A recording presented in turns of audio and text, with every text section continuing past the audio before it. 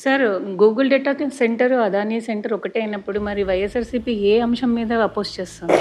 Oppose చేయడం లేదు. పర్యావరణం కానీ ల్యాండ్ కానీ. No, we're not opposing. In fact we're supporting this. మేము ఇనిషియేటివ్ తీసుకున్నాం కాబట్టి ఇది జరిగింది. Ultimately at the end of the day రాష్ట్రం అన్నది ఏఐ యుగంలో ఉంది.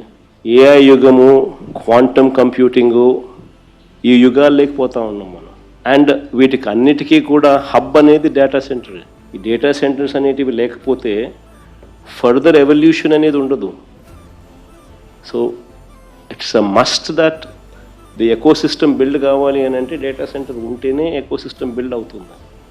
So there should be a certain capacity of data centers supporting the entire ecosystem.